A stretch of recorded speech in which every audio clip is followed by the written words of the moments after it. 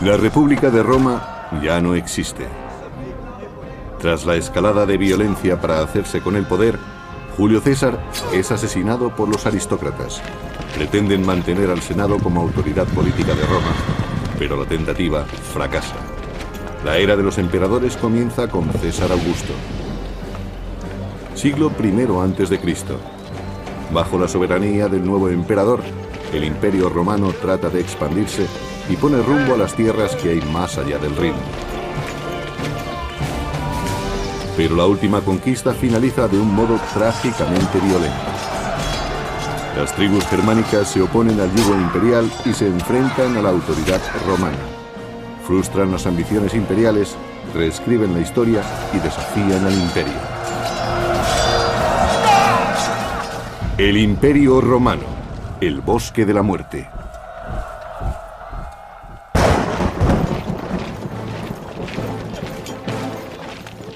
Galia, siglo I a.C. Roma pretende dominar el mundo. Alentados por un crecimiento sin precedentes, los líderes del imperio creen que los pueblos conquistados no se opondrán a su misión civilizadora. El emperador Augusto consolida su poder tras el asesinato de su tío abuelo, Julio César. Roma se alza y extiende por todo el mundo conocido. Augusto fue un pariente de Julio César que se convirtió en el primer emperador romano. Él salvó la República. Sus métodos hubieran sido impensables para Julio César. Fue el principio del apogeo de Roma.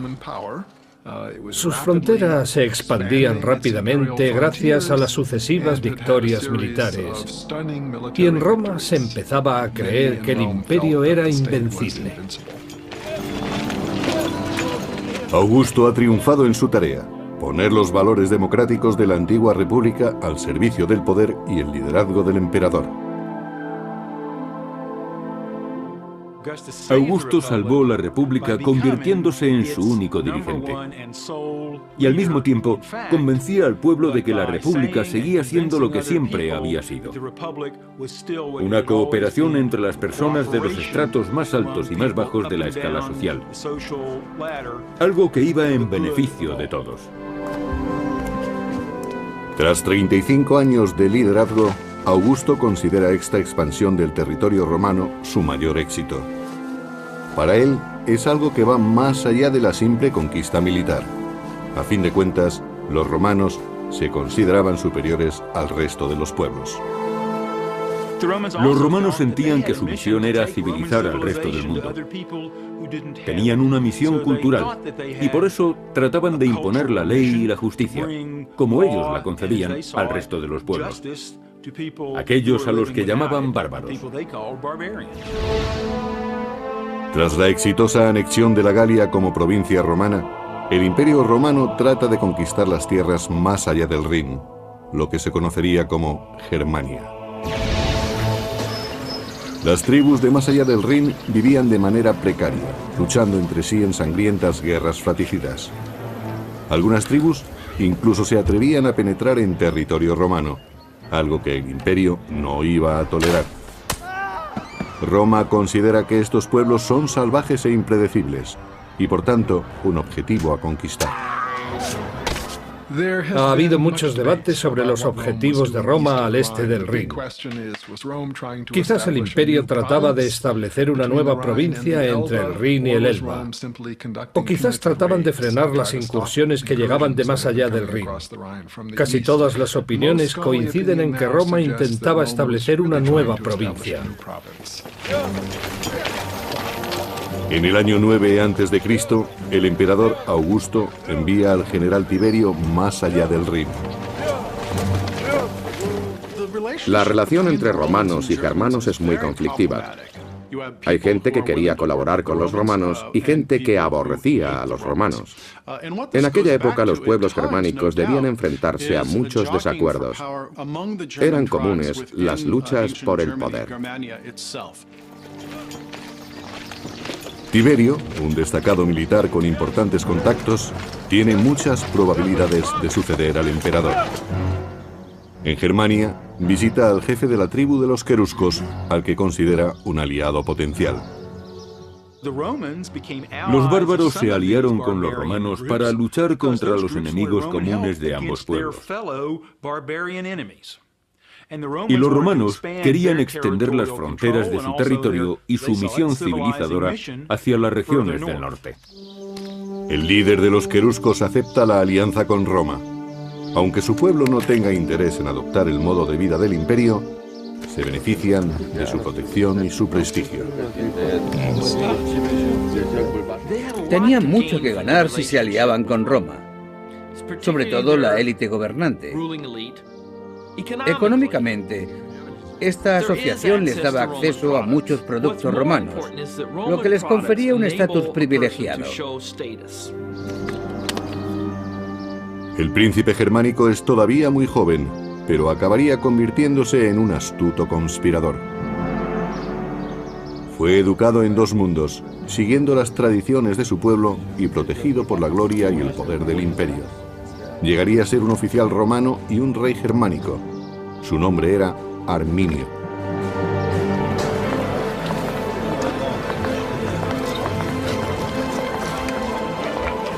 Gracias al poder militar del emperador Augusto, el imperio ha mantenido una relación pacífica con las tribus de la zona del Rin durante más de una década. Augusto era un dictador militar que tuvo que luchar sin descanso y logró levantar un imperio que gozó de una envidiable estabilidad durante 2 siglos. Arminio, el joven príncipe germano, acaba de cumplir 20 años y es comandante auxiliar al servicio del imperio. Las tropas auxiliares son un apoyo imprescindible para las 28 legiones oficiales del ejército romano. Augusto debía asegurarse de que se comprendiesen sus objetivos. Eran los mismos de los líderes tradicionales romanos: guiar al imperio en una guerra de conquista. En el año 6 después de Cristo, el general romano Tiberio viaja a Germania. Debe sofocar una violenta revuelta en la provincia romana de Panonia, las actuales Austria y Hungría. Tiberio dirige sus fuerzas contra los insurgentes que se oponen a los impuestos romanos y a su modo de vida. Los romanos intentaron imponer sus costumbres a los bárbaros a un ritmo mayor del que estos pueblos hubieran deseado. Por eso se enfrentaron a ellos. La revuelta dura ya 3 años y la situación es cada vez más complicada para el ejército romano. El emperador Augusto envía a sus tropas auxiliares. En la lucha, Arminio demuestra que domina las técnicas de combate romanas, distinguiéndose así ante sus superiores romanos. En palabras del historiador romano del siglo I, Velius Paterculus, bravo e inteligente. Arminio era un bárbaro fuera de lo común. Lo demostraban sus técnicas notables y sus ojos, que reflejaban el fuego de su espíritu. Arminio era consciente de que Roma trataba de un modo violento a sus provincias, aplastando cualquier atisbo de autonomía. Veía a los panonios en la misma situación en la que estaba su pueblo, en el norte de Germania, y estableció una relación entre ellos y su propia comunidad durante la campaña en Panonia. Pero Arminio sigue luchando al servicio del imperio y apoya con sus tropas auxiliares a las legiones romanas del general Tiberio.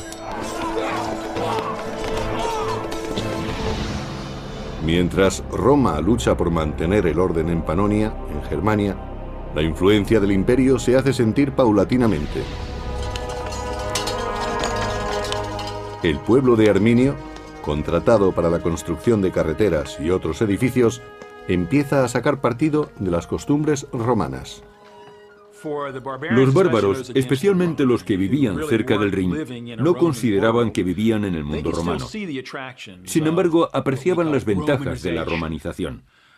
Desarrollaron una vida basada en el comercio y crearon comunidades más grandes en oposición a las pequeñas comunidades en las que habían vivido tradicionalmente. En palabras del historiador del siglo III, Casio Dio, los bárbaros se adaptaban al modo de vida romano, se acostumbraron a tener mercados y a relacionarse pacíficamente.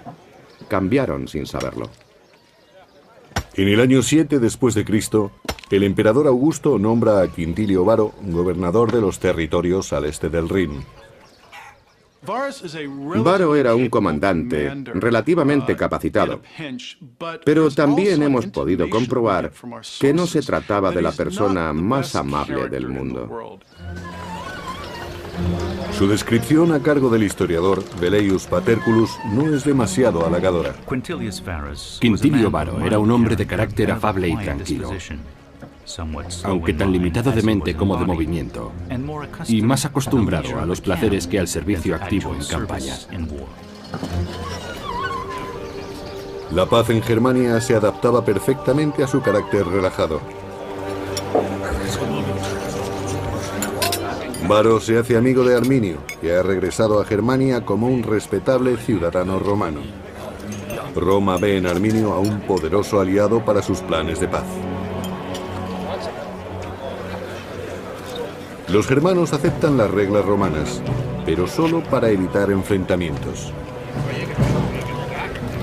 A los germanos no les gustaba comparecer ante los tribunales romanos y no querían que los romanos arbitraran sus conflictos.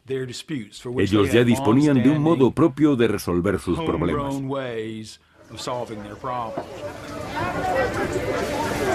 El resentimiento empieza a ser evidente, aunque la situación es pacífica, según Velleius. Los germanos son una raza de embusteros impenitentes. Interponen denuncias ficticias, se provocan unos a otros en peleas y las resuelven según las leyes romanas sin recurrir a las armas. Así muestran que se sienten agradecidos por la justicia romana y que su naturaleza bárbara se está extinguiendo. Varo tenía experiencia como gobernador en pueblos acostumbrados a ser gobernados. Pero eso no tenía nada que ver con las expectativas de los pueblos germanos.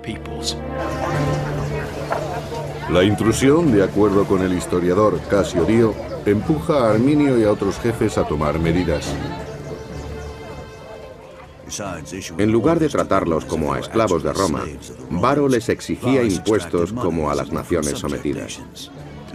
Pero ellos no se consideraban una nación sometida y preferían recuperar el modo de vida que habían tenido en el pasado.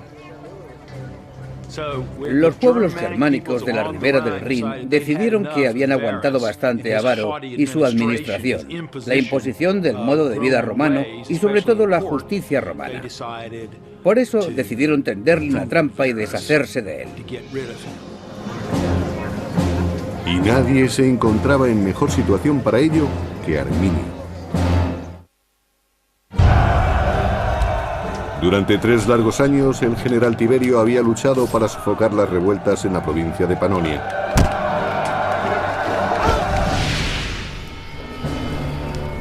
Al fin, en el año 9 después de Cristo, Tiberio ve sus esfuerzos recompensados.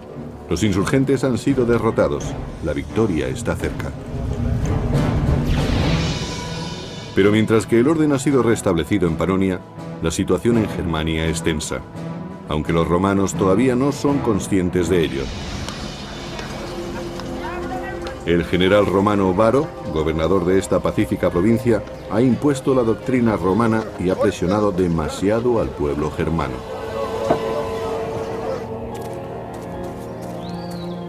Los germanos, liderados por Arminio, se han cansado de pagar los impuestos romanos y de ser esclavos en su propia tierra. Por eso rechazan el servilismo a Roma y se levantan en armas contra el ejército más poderoso del mundo. No todos los caudillos germanos están de acuerdo con el levantamiento. Uno de ellos, un hombre llamado Sellestes, considera que el riesgo es demasiado grande, pero Arminio convence al resto. En aquellos momentos, Arminio es la persona más influyente de su pueblo, y el hecho de ser apoyado por la mayoría de los suyos es todo un honor. Ya no quiere que lo vean como un eslabón de una estructura más poderosa. Ya no se siente como si formase parte de Roma. Arminio ha luchado en el bando romano y sabe que el poder de Roma reside en su fuerza, no en su sigilo.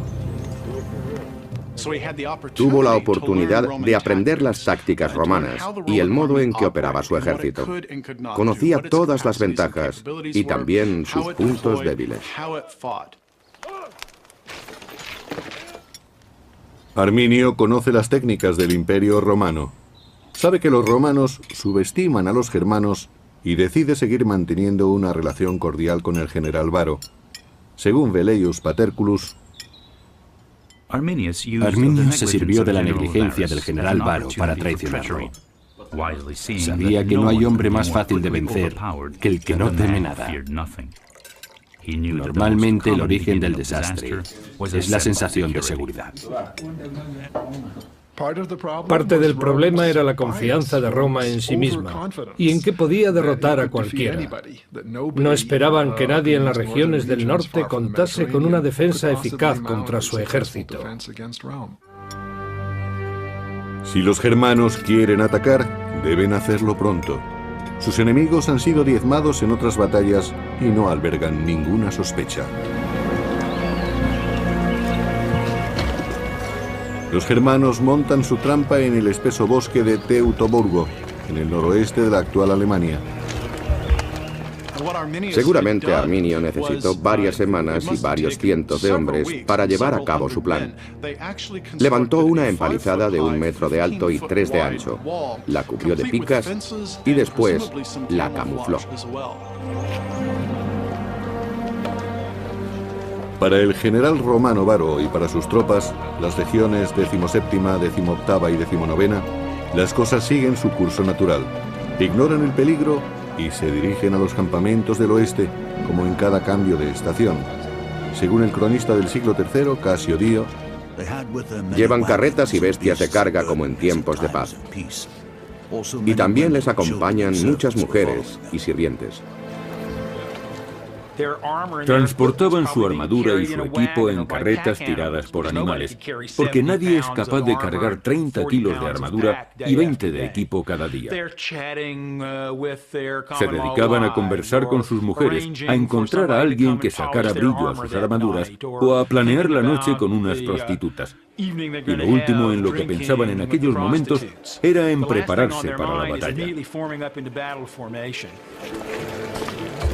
Durante los preparativos, Varo recibe una visita. Es su viejo amigo Arminio, que está ahora al servicio de Roma. Viene a informarle de un conflicto tribal en el oeste. Arminio le pide ayuda para restaurar el orden.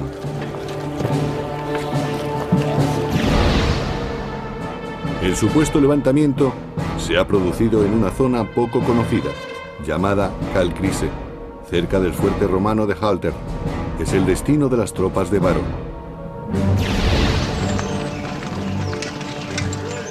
Varo moviliza a todo el campamento. Varo ha entrado en territorio germano pensando que se trata de una misión pacificadora. No está preparado para luchar contra los bárbaros. Los bárbaros están experimentados en la guerra de guerrillas y conocen tácticas que pueden aniquilar a toda una legión romana. La larga columna de soldados, civiles y carromatos serpentea por los bosques germanos. Varo no espera que haya problemas, pero está en suelo desconocido. Por eso se muestra prudente y dirige su comitiva con cautela. En algunas excavaciones arqueológicas se han encontrado cencerros que se rellenaban por dentro. Así conseguían silenciarlos. Con los cencerros silenciados, la columna prosigue su marcha. Las tropas van en cabeza y nadie sospecha que avanzan directos hacia una trampa. El caudillo germano Seyestes sigue sin confiar en el plan y trata de prevenir a Varo de la traición de Arminio, pero solo consigue ser apartado. En palabras del historiador Velleius Paterculus, Segestes pidió que detuvieran a los conspiradores, pero la fatalidad se había apoderado de Varo y había nublado su espíritu. Algunos bárbaros desconfiaron de Arminio y trataron de aconsejar a Varo. Pero el general se consideraba capaz de juzgar a la gente. Creía saber quién era su amigo y quién no.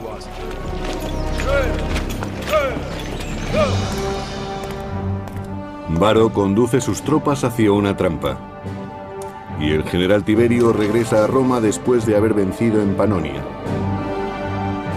El emperador Augusto ve la victoria de Tiberio como una prueba irrefutable del poder del imperio. Roma es invulnerable.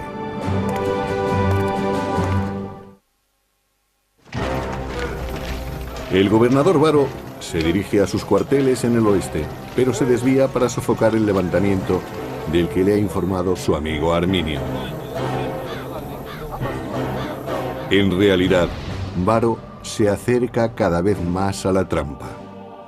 Está en las profundidades del bosque de Teutoburgo, en una zona conocida como Calcrise.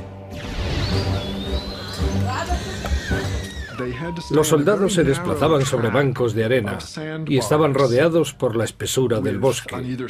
Se trataba de una zona de paso muy complicada, por lo que la columna romana tuvo que estrecharse. Los legionarios romanos marchaban en filas de 6 u 8, y en esta zona formarían filas de 4 o de 2. Además, los soldados se veían entorpecidos por la presencia de sus familias y de las bestias de carga que los acompañaban. Cada vez les costaba más avanzar. Los caminos estaban encharcados o cubiertos de barro y lodo, y además estaban cerca de las rías, por lo que encontraban muchos barrancos a su paso. Era muy peligroso. Esa era la ruta por la que se desplazaban los soldados de Varo. La peor ruta que podría haber escogido. A un lado estaba el pantano, al otro las colinas. Para los romanos era muy complicado cargar con sus armaduras por ese camino. Les resultaba demasiado pesada. Los germanos habían conducido a los romanos a la trampa perfecta. Era difícil avanzar e imposible retroceder. Arminio sabía que Varo estaba en sus manos.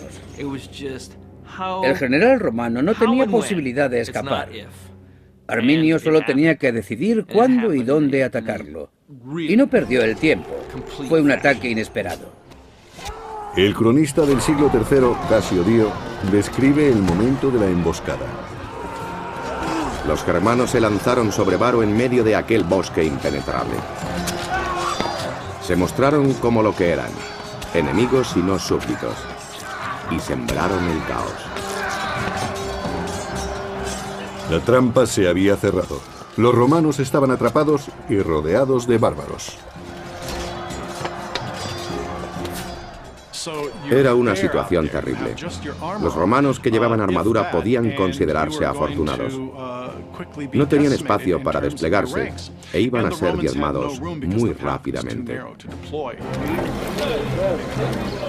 La columna de militares romanos y de civiles medía 1,5 kilómetros de largo. Varo, situado en la mitad, no era consciente del desastre de la vanguardia. Solo sabía que la marcha se había detenido súbitamente.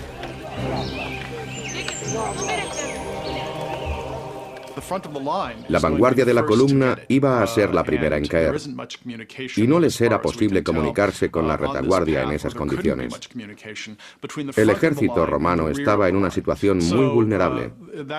Realmente corrían un gran peligro. Cuando Varo fue informado del ataque, ya era tarde. No había tiempo de prepararse ni de escapar. La sucesión exacta de los acontecimientos sigue siendo un misterio. Creo que en esta batalla el desenlace estaba decidido menos de una hora después, pero las escaramuzas pudieron continuar durante el resto de la tarde. Los legionarios tuvieron que asumir lo inevitable. Debió de ser un golpe muy duro para los romanos. Eran el imperio, el ejército más poderoso, como los Estados Unidos actualmente.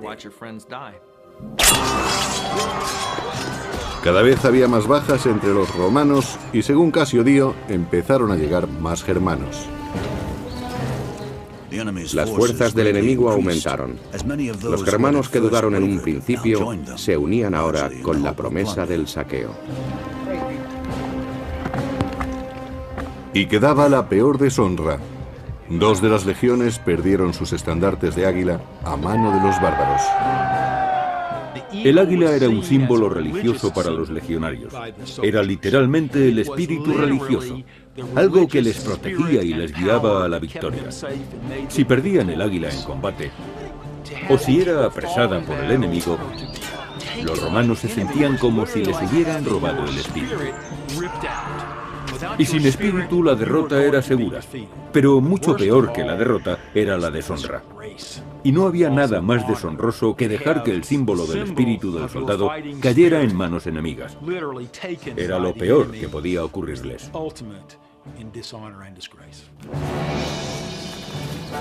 Los romanos pierden la batalla y los estandartes. Como general, Varo sabe lo que le resta por hacer. Varo había sido engañado por los bárbaros. Sabía que era el único responsable. Había dirigido a un ejército y no había sido precavido. Roma iba a culparle de aquella derrota. El propio Varo no podría nunca perdonarse a sí mismo. Su única salida era el suicidio, incluso si era un suicidio poco honorable. Los germanos, a las órdenes de Arminio, han recuperado su tierra y han derrotado al ejército más poderoso del mundo. Según su tradición, ahora debían martirizar a los prisioneros. El escritor del siglo II, Florus, lo describe. Nunca hubo una matanza más cruel que aquella en los bosques. Nunca hubo tantas ofensas proferidas por bárbaros, especialmente hacia las figuras de los legisladores. A algunos hombres les sacaron los ojos, a otros les cortaron las manos. A uno le cosieron la boca después de cortarle la lengua.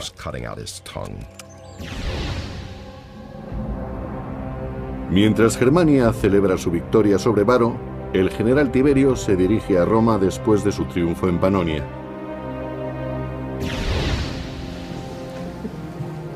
En Roma, el emperador Augusto ultima los preparativos para celebrar el regreso de Tiberio, pero pronto la alegría de los romanos se verá ensombrecida. La noticia de que habían perdido 3 legiones llegó a Roma. Augusto estaba completamente horrorizado. Según cuenta la historia, el emperador gritó varias veces: «Varo, Varo, devuélveme mis legiones». Supuso un revés tremendo. Roma había encadenado una serie de triunfos militares y Augusto creía que los pueblos del norte serían fácilmente derrotados. Pero de pronto 3 legiones enteras habían sido destruidas en una sola batalla. Eran aproximadamente 20.000 hombres. Fue un desastre sin precedentes.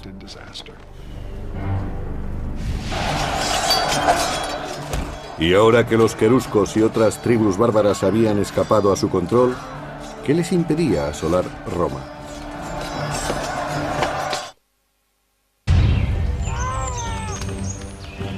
Año 9 después de Cristo. Las legiones romanas están siendo diezmadas en el norte. Cuando el general Tiberio regresa a Roma, encuentra al emperador Augusto destrozado por las noticias de la terrible pérdida.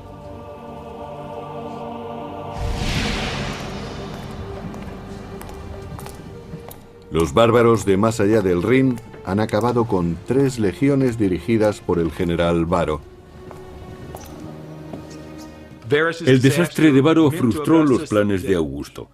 Ahora resultaba mucho más complicado expandir la frontera norte del Imperio Romano. Ahora siempre tendrían que enfrentarse con feroces pueblos en sus fronteras. En cualquier momento, las tribus podrían adentrarse en su territorio para atacar. Ha sido un golpe muy duro para Roma y no puede quedar impune. Arminio había asestado un duro golpe a la moral del imperio y, por tanto, el orgullo y el honor de Roma debían ser vengados.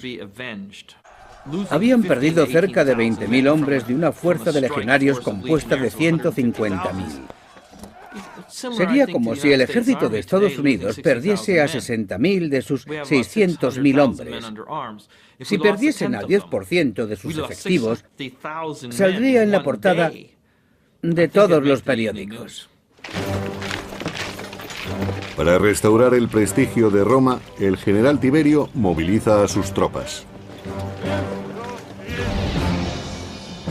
Tiberio se desplaza con 8 legiones y tropas auxiliares para reforzar la frontera del Rin y la Galia. Roma parece a salvo por el momento.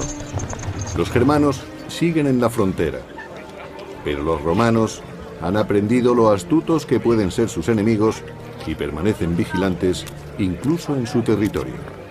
Hay guardias apostados en todas las esquinas de Roma. Fue muy duro para Roma como ciudad y como sociedad comprobar que aquellos pueblos del norte eran capaces de asestar un golpe así a su ejército. César, Tácito y muchos otros dirigentes los habían considerado militarmente inferiores.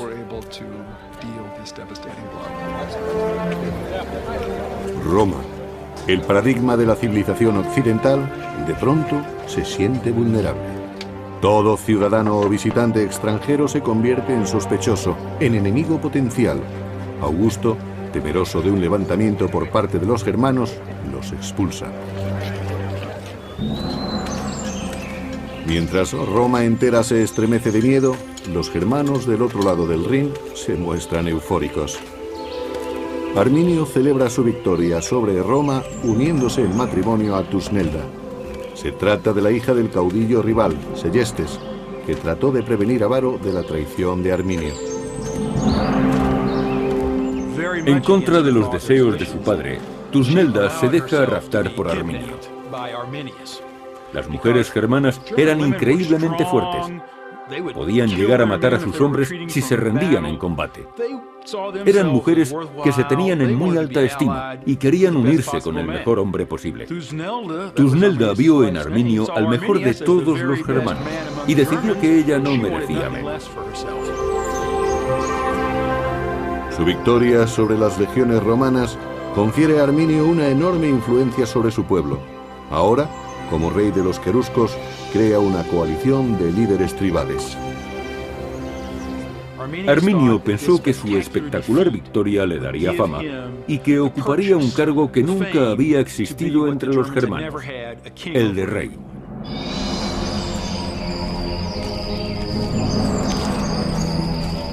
El lugar de la masacre se convirtió en un lugar sagrado.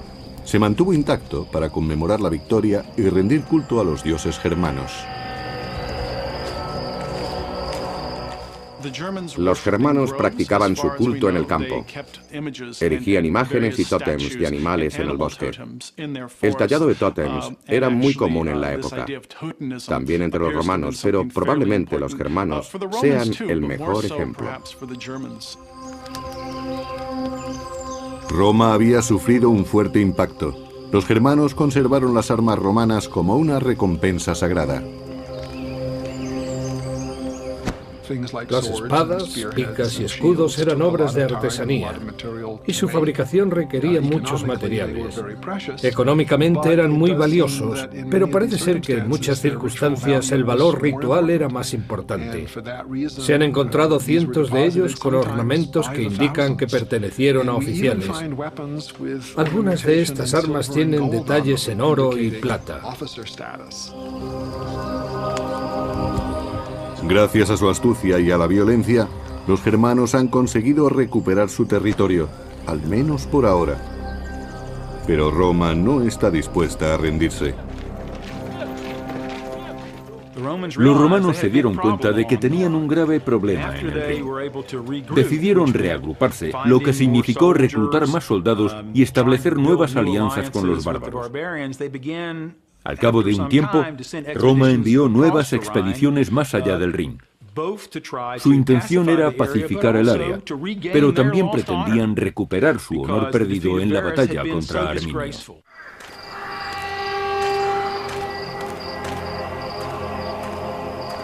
Era preciso que la situación cambiase. El Imperio Romano necesitaba recuperar su autoestima. Año 13 después de Cristo. 4 años después de la masacre, el emperador Augusto manda a Germánico, general de las tropas romanas, a luchar contra Arminio y los bárbaros queruscos.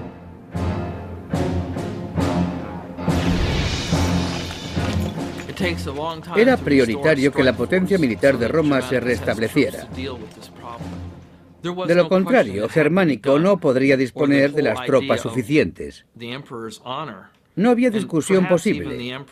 El honor del emperador y probablemente su vida estaban en juego. Era un problema que había que solucionar enseguida. La fuerza interior de los romanos se alimentaba de venganza, de odio y de furia. En aquel momento no existía la idea de compasión ni de humanidad. Eran un pueblo despiadado. Enviar a Germánico a Germania fue una de las últimas órdenes que daría Augusto. Un año después, a los 77 años, murió abatido por las consecuencias de la derrota. No pudo completar su visión del imperio. Sin descendencia, Augusto nombró a Tiberio como su sucesor. El emperador Tiberio trató de recuperar el honor de Roma y el de Augusto. Augusto había alcanzado la gloria en numerosas campañas militares, pero nunca se recuperó psicológicamente de aquel golpe. Murió pocos años más tarde. En muchos aspectos sintió que su legado había sido destruido. Augusto, que había dedicado su vida a romanizar el mundo, murió por el peso de la derrota. Lo que se había perdido en Germania nunca se volvería a recuperar, pero los germanos habían de pagar por la humillación sufrida. Una sangrienta batalla supuso la gloria para el caudillo germano Arminio y para los bárbaros. La misma batalla que socavó la confianza del imperio. Pero Roma no se rendía. El general romano Germánico marcha hacia Germania. Su único objetivo es la venganza y decide atacar una tribu afín a Arminio. Como desafío, las tribus queman sus propias aldeas para privar a los romanos de cualquier cosa de valor. No había mucho que saquear en las ciudades de los bárbaros. Tenían asentamientos cada vez más grandes, pero podían desaparecer en cualquier momento y regresar más adelante. Mientras, el enemigo derrochaba dinero en una campaña que no aportaba ningún beneficio. La guerra se había convertido en algo deficitario económicamente. El historiador del siglo I, Tácito, pensaba de otro modo. Germánico ordenó a uno de sus generales atacar a la tribu de los brusteros, y en la vorágine de la matanza hallaron el águila de la 19ª legión que habían perdido con Varo.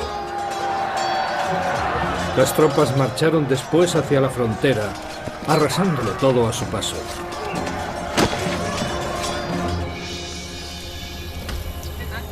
En esta campaña, los romanos liberan a Seyestes, el caudillo encarcelado por Arminio. Pero su venganza no terminaba ahí. Después, los romanos apresaron a la hija de Seyestes, Tusnelda, que esperaba un hijo de Arminio. Tusnelda fue capturada por los romanos y llevada a la capital como prueba del éxito en su misión. Su principal objetivo era humillar a Arminio, el hombre que había derrotado al general Varo y a sus 3 legiones. En el año 15 después de Cristo, 6 años después de la emboscada, el ejército romano llega al lugar de la masacre en los bosques de Calcrise. Ahora es un monumento sagrado a la victoria de los germanos. Cuando llegaron al lugar de la derrota de Varo, encontraron espadas rotas por el suelo. Y también había cráneos clavados en los árboles. Talla tuvo que ser horrible. El valle estaba lleno de huesos que probablemente pertenecían a los vencidos, salvo los oficiales que seguramente habían muerto en la horca o degollados por los germanos. Así era como practicaban los sacrificios. El historiador del siglo I, Tácito, describe así la escena. Había huesos por todas partes, diseminados en los lugares donde los hombres trataron de huir y amontonados donde resistieron. Y al lado descansaban armas rotas y huesos de caballos. Los cráneos humanos estaban clavados a los árboles. No muy lejos se alzaban los altares bárbaros donde fueron sacrificados los jefes. Sin duda fue sobrecogedor para Germánico y sus hombres.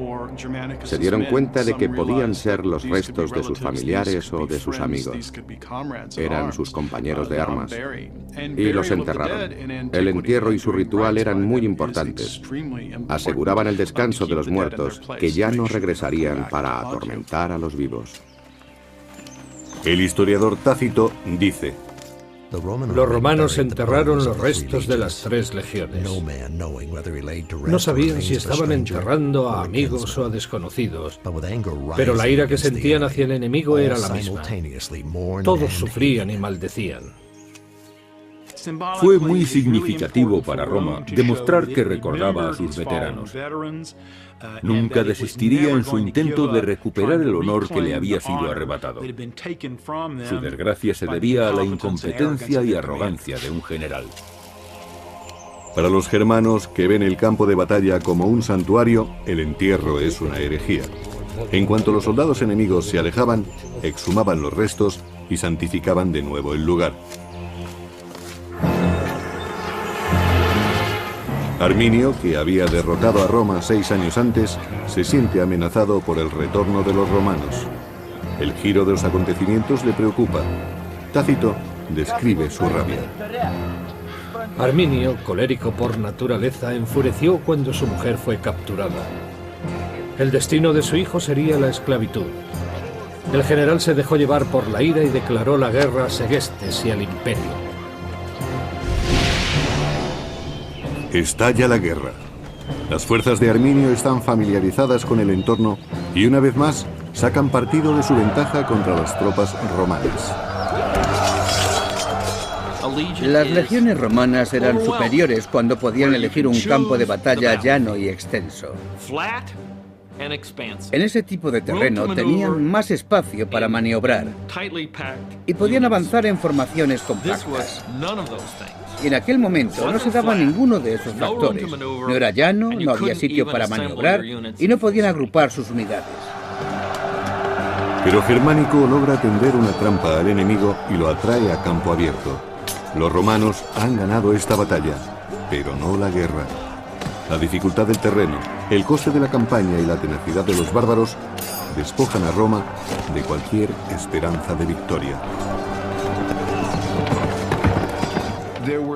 Durante muchos años los romanos realizaron incursiones en el este del Rin e incluso intentaron capturar a Arminio, pero no tuvieron éxito. Ni Arminio ni Germánico vivirían para ver los resultados de sus esfuerzos. 3 años más tarde, en el 19 después de Cristo, ambos murieron de un modo muy poco heroico. Germánico sucumbió a la enfermedad. Algunos aseguran que fue envenenado por un rival político en las intrigas de Roma. Ese mismo año, Arminio fue asesinado por sus soldados que consideraban despóticas sus maneras.